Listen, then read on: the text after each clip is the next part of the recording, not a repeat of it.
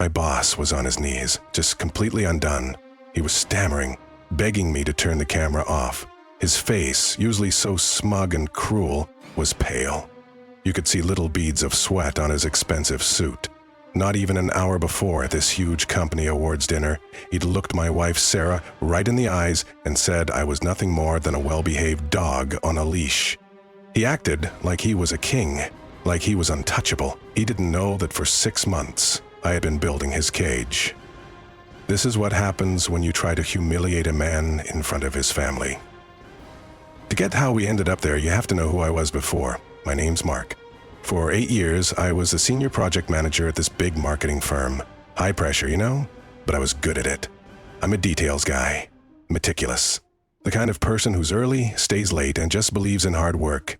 My coworkers would probably say I was reliable, quiet, maybe a pushover. And honestly, for a long time, I was fine with that. My results did the talking. My boss, Richard Sterling, was the epitome of success to the outside world. Charismatic, big laugh, drove a Porsche, all that. But behind closed doors, he was a petty tyrant. He ruled with this mix of fear and praise. One day he'd celebrate you, the next he'd tear you apart in front of everyone for a typo. It was this psychological whiplash that kept everyone on edge. We all walked on eggshells. His mood was the weather in the office. For years, I just took it. I told myself it was the price I paid for a good salary. My wife, Sarah, she's my rock. She saw right through it. She'd listen to my stories and say, "That's not normal, Mark. He's a bully. He likes making people feel small." I'd just shrug. "It's corporate life, honey. I can handle it." I really thought I could. I thought being resilient was a strength. I didn't realize it was just making me a better target. He was predictable. The breaking point was the annual awards night. It was this huge black tie thing at a 5-star hotel. This year was supposed to be my year. My project, the Innovate campaign, had shattered every company record. I was up for Project Manager of the Year. Sarah was with me. She looked incredible, and she was so proud of me.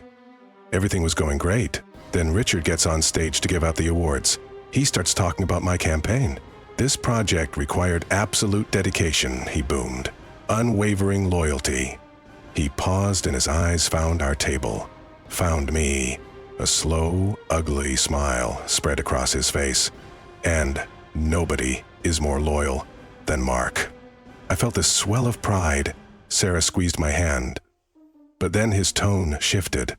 He looked right at my wife. "You know, Sarah," he said, completely ignoring me now, "your husband is an amazing asset. He's loyal, all right. Loyal like a well-behaved dog." A few people laughed. Nervously, my smile just froze. He wasn't finished. "All I have to do is whistle." He looked at me with this cruel glint in his eye and he comes running with his tail wagging. "Right, Mark? Good boy." The whole room went silent. You could feel hundreds of eyes just burning into me. But I only saw Sarah's face. Her smile was gone. The light in her eyes just went out. He hadn't just insulted me. He humiliated her. He took our moment and poisoned it. In that quiet, something inside me just snapped. It wasn't loud. It was a cold, quiet click. The part of me that just took it. The part that made excuses. It just switched off. That was the beginning of the second chapter of my life. The humiliation was absolute. The rage was silent. And the need for justice was born. The ride home was heavy. As we pulled into the driveway, Sarah turned to me, her voice shaking with anger. "Don't you dare say it's okay, Mark. Don't you dare tell me that's just corporate life." "I'm not," I said. My voice was calm, too calm. That night, I didn't sleep. I just replayed it. His face, her eyes. I knew HR was useless. They'd protect their golden boy. A complaint would just get me fired. No. He used public humiliation as his weapon. I decided I would turn that weapon back on him. By morning, I had a plan. For the next 6 months, I was a ghost. I went to work the next day and apologized to Richard for being too sensitive. He loved it. He thought I was back in my place. He had no idea he'd just unleashed a wolf.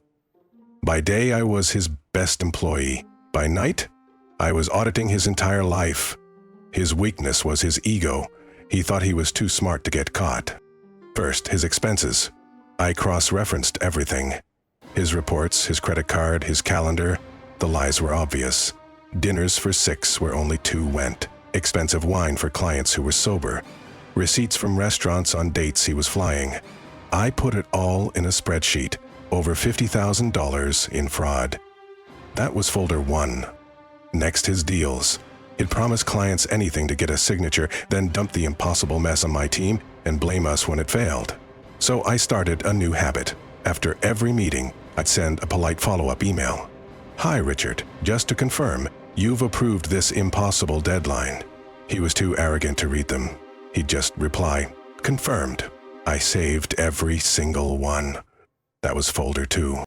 The last piece was the worst. He took private calls with a VP at our biggest competitor. The calls always happened right before they launched a product suspiciously similar to ours.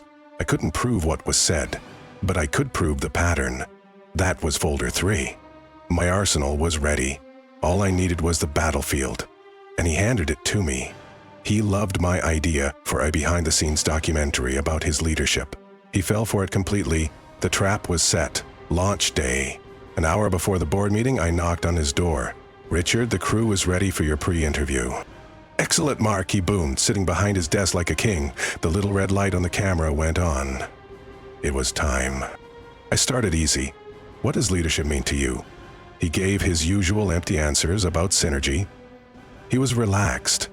Then I made my move. "Speaking of leadership," I said, my tone changing just a little, "I have a few questions about these expense reports."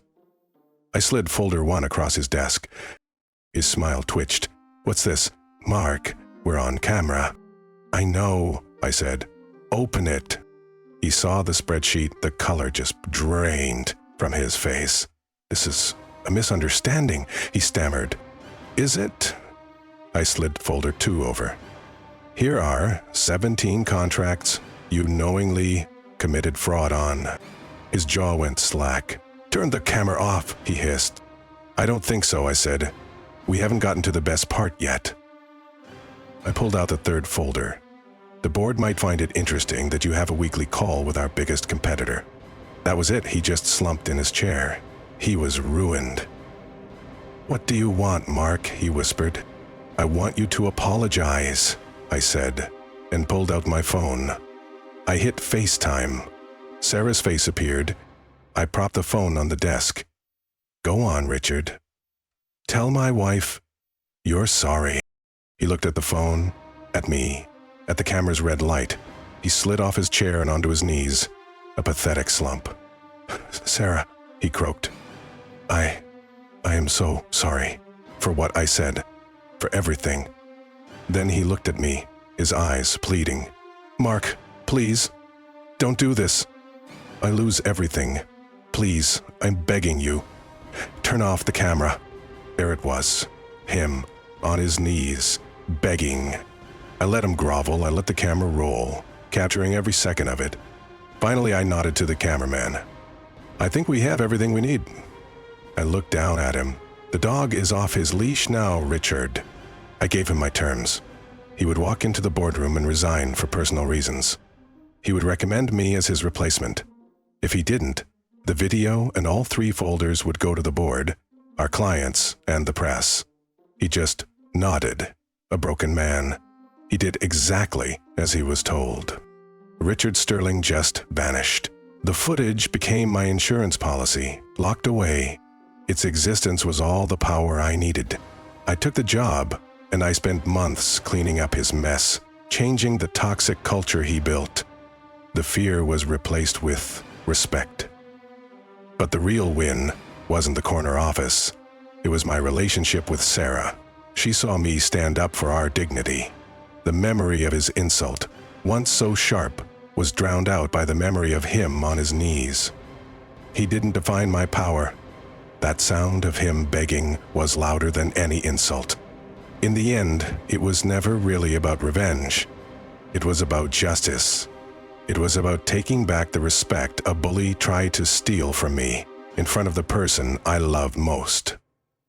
He called me a dog, so I showed him my teeth. He learned that day that true power cannot be cut. So, what do you think? Was it a proportional response? How would you feel? Please subscribe to our channel and tell us in the comments where you're watching this video from. And if you have a story of your own where you had to take your power back, share it below. Sometimes, just telling the story is the first step. Thanks for watching.